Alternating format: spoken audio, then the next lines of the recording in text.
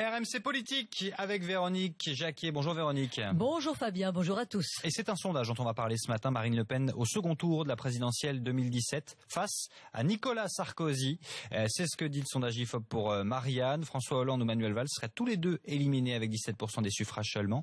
Dans quel état d'esprit du coup le gouvernement part en vacances, Véronique Jacquier? Eh bien les vacances ne seront pas légères, bien sûr. François Hollande parle en privé de la présence de Marine Le Pen au second tour de la présidentielle en 2017. Le président n'a pas attendu les sondages pour penser que c'était possible. Ce qui le préoccupe, ce n'est pas d'être balayé au premier tour. François Hollande pense qu'il sera l'adversaire de Marine Le Pen.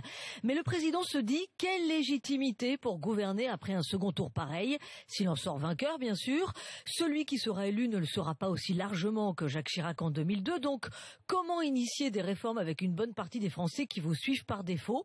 Voilà, François Hollande se pose déjà ces questions. Il m'en a fait part lors d'une rencontre avec des journalistes il y a quelques jours. Bien sûr, ce sondage, 3 ans avant la présidentielle. C'est quand même à 3 ans, il y a des choses qui vont bouger.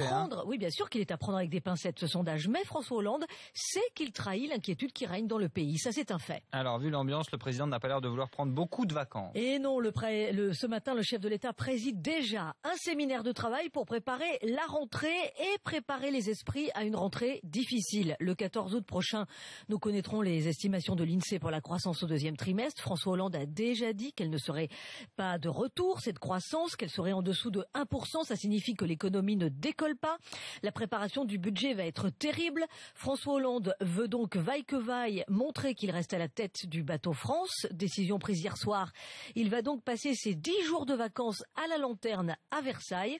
Manuel Valls, lui, va quitter Paris pour se reposer en Provence, mais le président et le Premier ministre resteront en liaison constante. Et les ministres, du coup, mobilisés eux aussi, quelques jours de repos tout de même? Oui, mais vu la rentrée qui s'annonce, effectivement, ils ont besoin de repos. Tous restent en France, sauf Laurent Fabius et Benoît Hamon.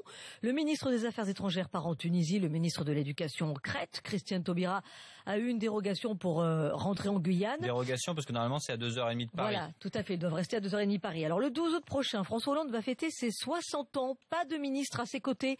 Un anniversaire qu'il a prévu de passer à la lanterne avec ses enfants.